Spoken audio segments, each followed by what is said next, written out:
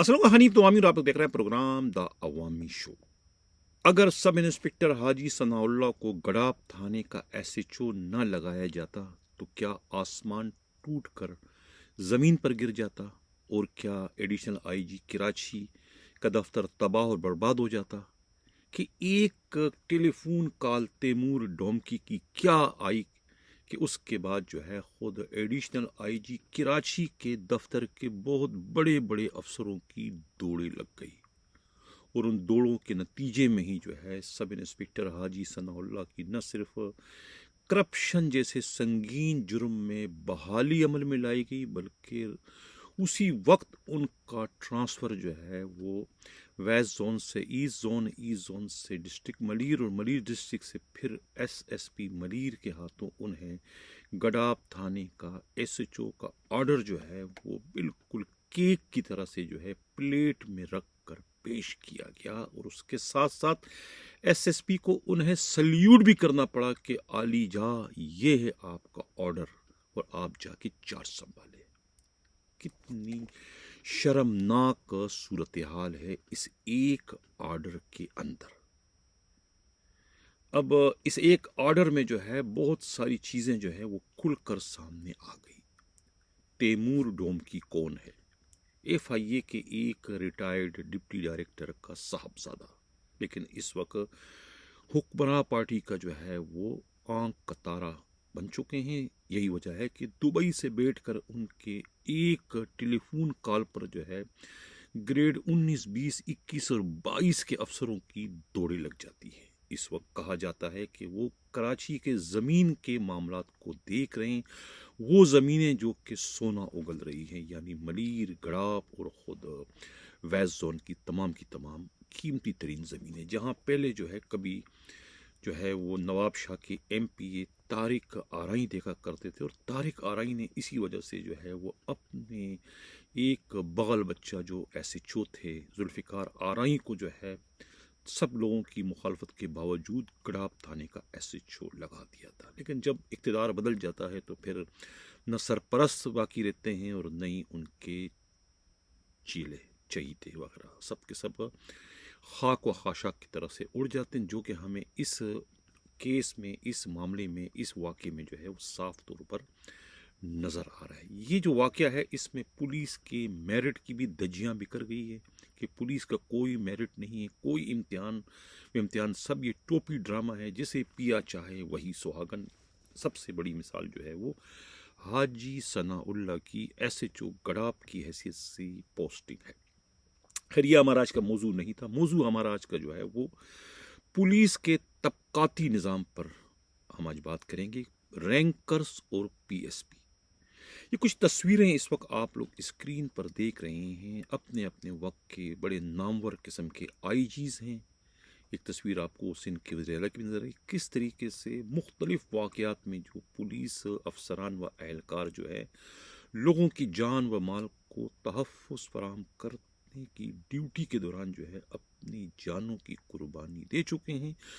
उन पुलिस वालों के जनाज़ों को किस तरीके से ये पुलिस के बड़े अफसरान यानी कि आईजी, डीआईजी, एडिशनल आईजी, ये सब के सब कांदा देते हुए नज़र आ रहे हैं। कांदा देते हुए ये तस्वीरें भी खिंचवाते हैं, बड़े शौक़ से फ़ोटो सेशन भी करवाते हैं। उन तस्वीरों के खिंचवाने का, फ़ोटो सेशन का मकसद सिर्फ़ और सिर्फ ये ज़ाहिर करना है कि किस तरीके से इन बहुत बड़े बड़े अफसरों के दिल उनके जवानों के लिए मचलते हैं, और किस तरीके से उनकी मौत, उनकी कुर्बानियों पर इनको दिल से कितना दुख और कितना अफसोस होता है, ये कितने रंजीदा होते हैं, और किस तरीके से जो है वो गाड़ी के दो पहिए की तरह से जो है वो इस पुलिस के निज़ाम को, पुलिस की फ़ोर्स को जो है चला रहे हैं। बज़ाहिर जो है वो यही सब कुछ जो है वो मैसेज कन्वे करते हैं इस किस्म के फ़ोटो सेशंस के ज़रिए, लेकिन हकीकत इसके बरअक्स है। जो मुझसे ज़्यादा जो है ख़ुद पुलिस वाले रैंकर्स ज़्यादा अच्छी तरीके से जानते हैं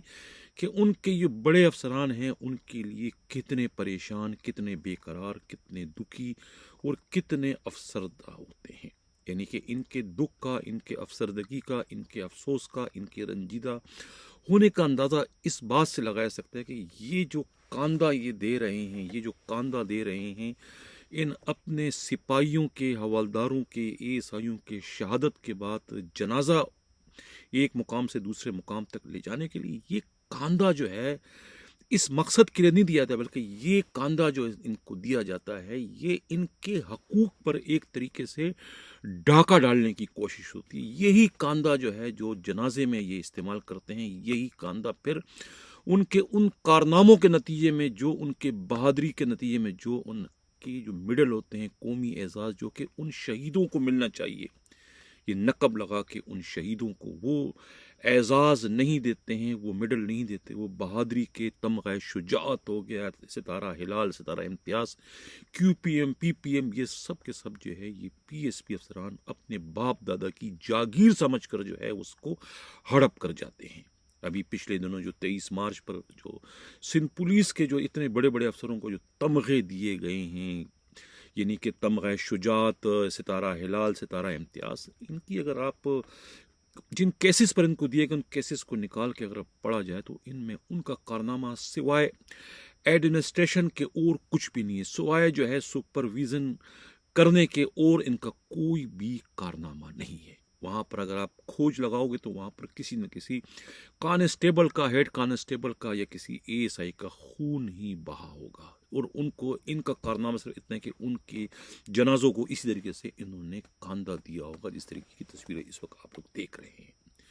یعنی کوئی سپاہی، ہیڈ کانسٹیبل کیا اس قابل نہیں ہے کہ انہیں ستارہ امتیاز، ستارہ ہلال یا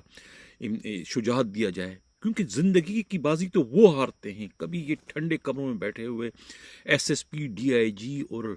آئی جی اور ایڈیشنل آئی جی بھی کبھی دہشت گردوں کے فائرنگ سے یا ڈاکوں کی فائرنگ سے کبھی شہید یا ہلاک ہوئے؟ بالکل بھی نہیں۔ میں تو آج تک میری نظروں سے کوئی ایسا کوئی ایک واقعہ بھی نہیں گزرا ہے۔ تو پھر یہ ناانصافی کیوں؟ یہ امتیازی سلوک کیوں؟ یہ جو لوگ تمغے بانٹتے ہیں، کیا ان کے عقل میں ان کو یہ سب باتیں سمجھ میں نہیں آتی کہ یہ کارنامے کن کے ہیں اور دیا کن کو جا رہا ہے؟ یعنی یہاں پر بھی ڈنڈی ماری جا رہی ہے کہ میٹھا میٹھا ہپ ہپ اور کڑوا کڑوا تو تو۔ جہاں یہ سپاہی، ہیڈ اور رینکر کوئی اچھے کارنامے کرتے ہیں تو ان اچھے کارناموں پر تو ان کے جو پی ایس پی افسران ہیں یہ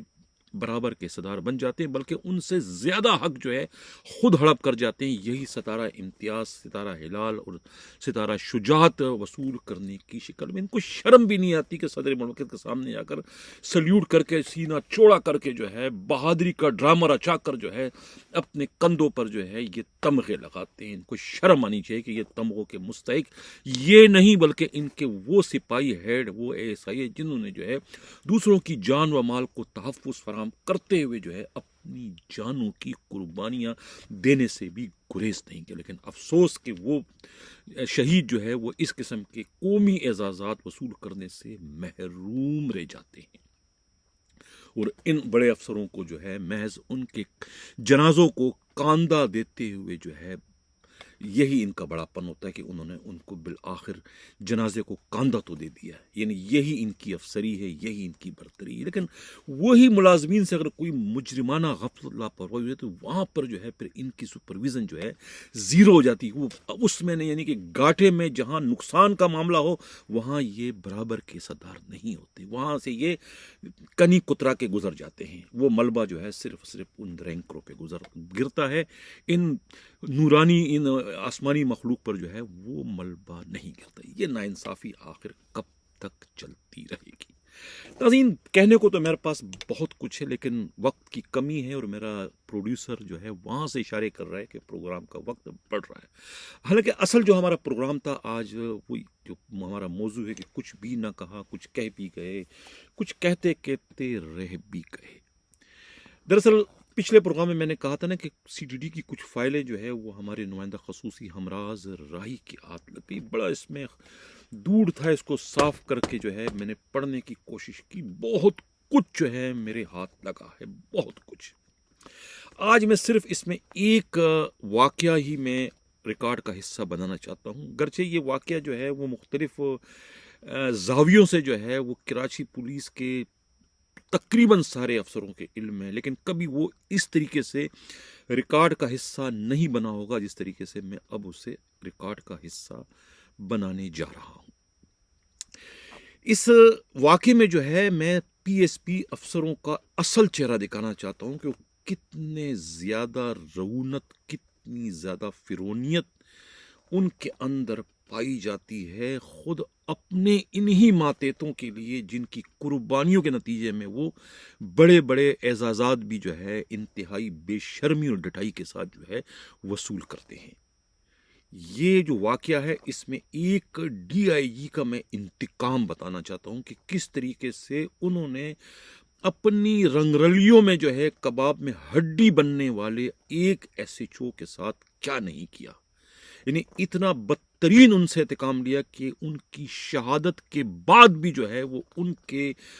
دل میں جو آگ بڑکائی تھی اس ایس ایچ او نے، وہ آگ جو ہے اس انتقام لینے کے بعد بھی اس آگ کے شعلے جو ہے بجھنے کا نام نہیں لے رہے۔ وہ ایس ایچ او کون ہے؟ میں اس میں جو ہے نہ تو ڈی آئی جی کا نام مینشن کروں گا اور نہ ہی اس ایس ایچ او کا، کیونکہ ہمارے ان پروگراموں کا مقصد صرف اور صرف واقعات کو منظر عام پر لانا ہے۔ کسی کی جو ہے کردار کشی یا کسی کی دل ہزاری جو ہے وہ ہمارا مقصد نہیں ہے۔ تمام کے تمام میرے لیے قابل احترام ہے، شخصیتوں سے جو ہے مجھے کوئی نفرت نہیں، کوئی شکایت نہیں، کوئی ان سے بغض نہیں، صرف ان کی جو رویہ ہے، جو ان کا کردار ہے، اس پر جو ہے ماتم کرنے کو دل چاہتا ہے۔ یہی وجہ ہے کہ ان کے کردار کو جو ہے میں پروگرام کی زینت بناتا ہوں ہمیشہ۔ اب یہاں پر جس ایس ایچ او کی میں بات کر رہا ہوں، یہ S H O Chaudhry Aslam شہید کے بھی قریب رہے ہیں، کراچی آپریشن میں بھی ان کا بڑا ایک نام رہا ہے، رینکر تھے، پولیس میں جو ہے وہ بھرتی ہوئے تھے ایز اے کانسٹیبل، اور یہ دھوبی بھرتی ہوئے تھے۔ سپاہی سے ہیڈ بنے، ہیڈ بنتے ہی جو ہے کسی مہربان کے ذریعے رینجر سے ان کا رابطہ ہو گیا، اور رینجرز نے ان کو بہت سارے کام دیے، بہت سارے کام ان سے کروائے، اور اس طریقے سے جو ہے وہ آنکھ کا تارا بنتے رہے بڑے بڑے افسروں کے، اور آہستہ آہستہ جو ہے وہ بڑی تیزی سے جو ہے وہ اے ایس آئی اور سب انسپیکٹر، اس کے بعد وہ ایس ایچ او بننے بھی کامیاب ہو گئے رینجرز کی مہربانی سے، کہ رینجرز نے انہیں جو ہے بہت سارا کام دیا تھا، یعنی رینجرز کے کارناموں کو وہ ایس ایچ او جو ہے وہ لیگلائز کر کے اپنا کارنامہ ظاہر کرتا تھا، اور اس طریقے سے افسران سے جو ہے وہ ترقیاں اور دوسرے نوازشات وصول کرتا رہا۔ اس طریقے سے جو ہے بہت ساری جو اور ایجنسیاں ہیں ان کے بھی وہ آنکھ کا تارا بن گیا۔ اب آنکھ کا تارا بن چکا ہے، اب انہی ایجنسیوں کی ایک رپورٹ پر جو ہے ایک اطلاع ملتی ہے، ایک روز جب وہ ایس ایچ او ماڑی پور ہوتے ہیں، انہیں کہا جاتا ہے کہ تمہارا ڈی آئی جی ڈیفینس کے ایک عشرت قدے میں رنگ رلیاں منا رہا ہے اپنی تتلی کے ساتھ، اپنی داشتہ کے ساتھ، نام اس کا بلبل، اور جا کے وہاں چھاپا مارو اور اس کی آغوش سے بلبل کو اٹھا کے لے آؤ تھانے۔ حکم ملتا ہے، اور حکم جن لوگوں نے دیا ہے اس حکم کو جو ہے وہ آسمانی صحیفہ سمجھ کر، یہ جانتے ہوئے کہ جہاں وہ جا رہا ہے وہ ڈی آئی جی ہے، میں ایک ایس ایچ او ہوں اور ڈی آئی جی مجھے کچا چبا جائے گا جو حرکت کرنے میں جا رہا ہوں، لیکن حکم تھا لہٰذا وہ گئے دلیری کے ساتھ، اور وہاں پر انہوں نے چھاپا مارا۔ ڈی آئی جی کی گود سے جو ہے ان کی جو محبوبہ، ان کی داشتہ بلبل کو وہ اٹھا کر جو ہے لے گئے۔ ڈی آئی جی منہ دیکھتے رہ گئے کہ یہ کیا ہو رہا ہے، ان کا ایک ماتحت جو ہے ان کے رنگ میں بنگ ڈال کے چلا گیا، وہ ماڑی پور تھانے لے آتے اور اس کو جو ہے وہ اپنے سائیڈ روم میں بند کر کے خود گھر چلے جاتے ہیں۔ بعد ازاں جو ہے 2-4 گھنٹے بعد وہی ڈی آئی جی جو ہے ڈگمگاتے قدموں کے ساتھ جو ہے اپنے اسکواڈ کے ہمراہ ماڑی پور تھانے آتے ہیں، اور اپنی داشتہ جو ہے اس سے معافی تلافی کر کے انہیں اپنے ساتھ زبردستی وہاں سے لے جاتے ہیں۔ پولیس والے بھی کوئی مزاحمت نہیں کرتے، کیونکہ سب کو معلوم ہے کہ ڈی آئی جی ہے، اور ڈی آئی جی جو ہے وہاں چیختے چلاتے ہیں کہ کہاں ہے وہ ایس ایچ او، میں دیکھتا ہوں کہاں ہے وہ۔ बहरहाल एसएचओ तो नहीं होता है, चले जाते हैं और उसके अगले दिन जो है वो एसएचओ को जो है वो सस्पेंड रिवर्ट कर देते हैं, हेडक्वार्टर उनकी पोस्टिंग कर देते हैं। लेकिन जाहिर है कि एसएचओ से ये काम किसी ने करवाया होता है और काम करवाने वालों ने फिर दोबारा से उसी डीआईजी को अपना ही थूका हुआ चाटने पर मजबूर कर देते हैं और उस तरीके से उन्हें दोबारा बहाल करके उसी थाने का एसएचओ लगवा देते हैं। लेकिन 4-5 दिन बाद जो है एक दहशतगर्दी का वाकया होता है और दहशतगर्दी के वाकये में वही एसएचओ जो है अपने 2-3 दूसरे साथियों समेत जो है वो शहीद हो जाते हैं खुदकश हमले के अंदर। अब इस वाकये के बाद जो है उसी एसएचओ का भाई जो कि खुद हेड कांस्टेबल ईस्ट डिस्ट्रिक्ट में, वो शोर मचाते हैं, बीन करते हैं, वावेला करते हैं अपनी भाई की लाश पर खड़े होकर के मुझे मालूम है कि इस किसने किया है, मेरे भाई का कातिल और कोई नहीं डीआईजी है, ये डीआईजी ने करवाया है, वो डीआईजी जिसकी माशूका को, जिसकी महबूबा को, जिसकी दाश्ता को मेरा भाई जो है वो कुछ रोज पहले पकड़ के लाया था थाने। लेकिन वो उस डीआईजी का नाम भी ले लेता है, लेकिन मैं यहाँ नाम नहीं लूँगा। कराची पुलिस के तकरीबन अफसरान सब जानते हैं कि मैं किस का जिक्र इस वक्त कर रहा हूँ। अब डीआईजी इस वाक़े में मुलविस है या नहीं, लेकिन डीआईजी के दिल में जो इंतकाम की आग थी वो भड़क रही है। एसएचओ शहीद हो चुका है, लेकिन वो आग जो है जो उस एसएचओ ने उस हरकत करने की शक्ल में उस डीआईजी के दिल में लगाई थी, वो आग नहीं बुझी, जल रही है आग। एसएचओ शहीद हो चुका है। उस आग को बुझाने के लिए क्या रास्ता इख्तियार किया उस डीआईजी ने? उस एसएचओ की जो दूसरी वाइफ थी, कराची की थी, खूबसूरत थी, एडवांस थी, मॉडर्न थी, नॉन मुस्लिम थी,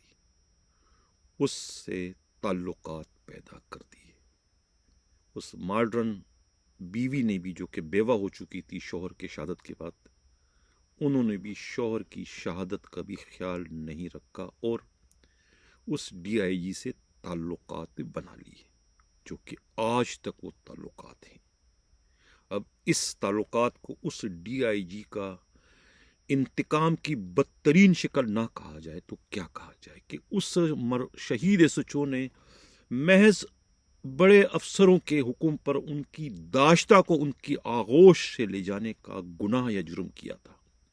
जिसका बदला जो है खुद शहीद की बीवी को जो है वो अपनी महबूबा बनवाने की सूरत में जो है उस डीआईजी ने ले लिया। इससे ज्यादा गिरी हुई हरकत या इससे ज्यादा बदतरीन इंतकाम और क्या हो सकता है? बिच्छू का इंतकाम तो हम सुन चुके हैं और बिच्छू के इंतकाम की हम फिल्में भी देख चुके हैं बचपन में, लेकिन मेरे ख्याल में जो है ये जो इंतकाम है डीआईजी का, ये बिच्छू के इंतकाम से भी ज्यादा खतरनाक, खौफनाक और सफाकाना इंतकाम है। इससे जो है वो जानकर ही जो है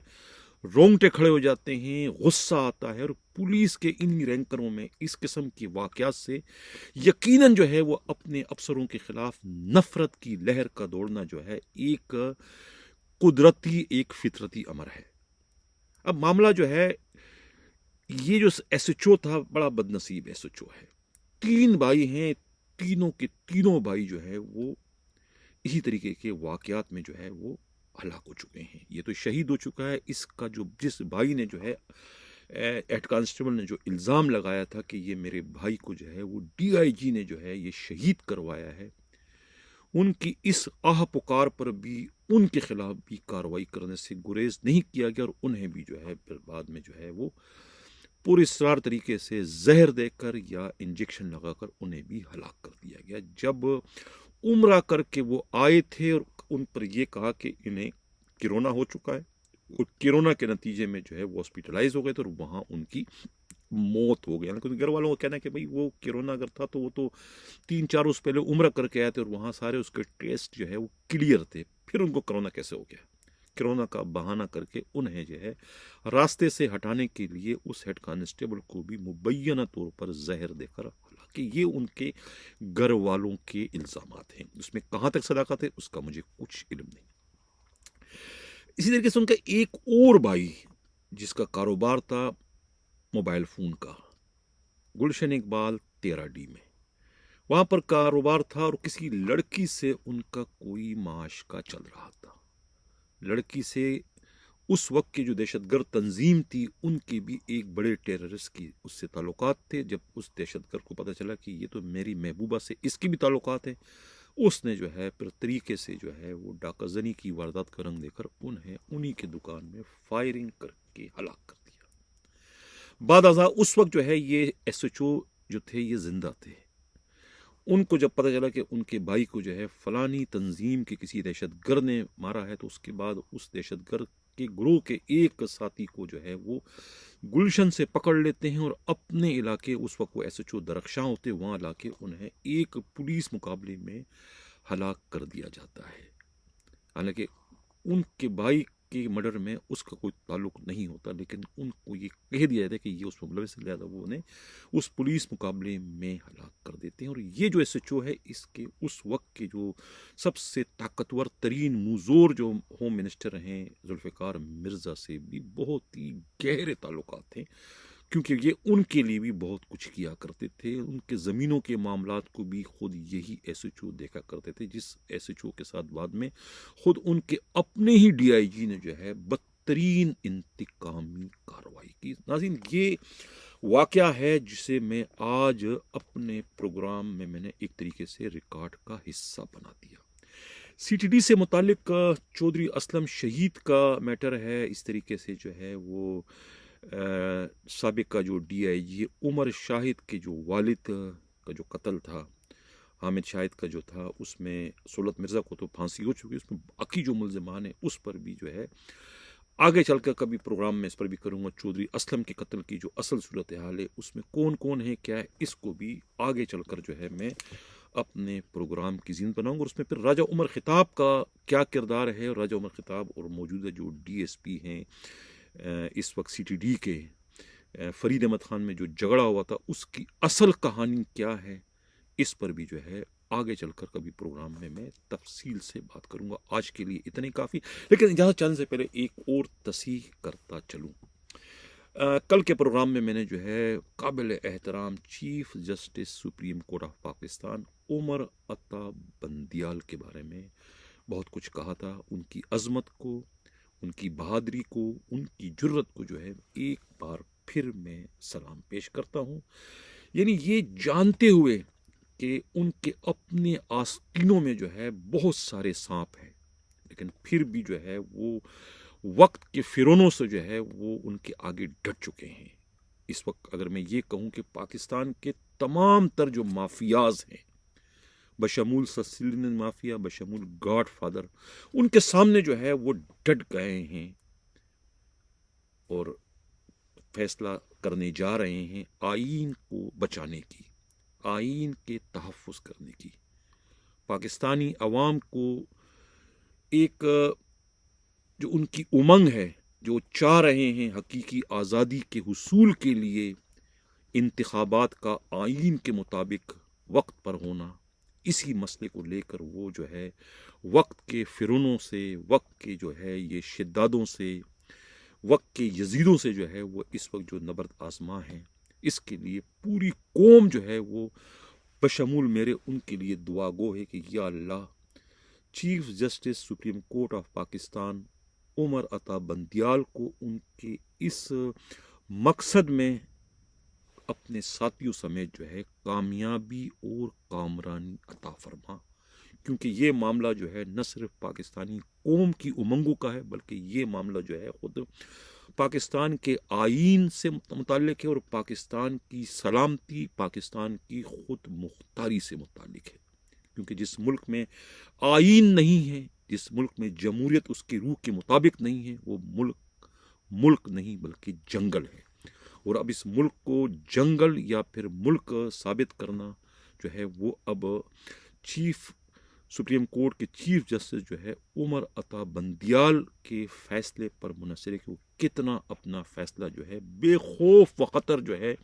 پاکستان کے آئین اور انصاف اور قانون کے مطابق کرتے ہیں. اگرچہ ہمیں معلوم ہے کہ ان پر بہت زیادہ جو ہے غیر معمولی دباؤ ہے، لیکن اب تک جو نظر آ رہا ہے کہ دباؤ کو خاطر میں لائے بغیر جو ہے وہ اس وقت جو ہے وہ اس اہم ترین فیصلے کی جو ہے اس مقدمے کی جو ہے وہ سماعت کر رہے ہیں، اور پاکستانی قوم جو ہے وہ ان کے لیے دعا گو ہے کہ اللہ تعالیٰ جو ہے وہ انہیں اپنے اس مقصد میں جو ہے وہ کامیاب کرے۔ اسی کے ساتھ نصیحت چاہتا ہوں، اللہ حافظ۔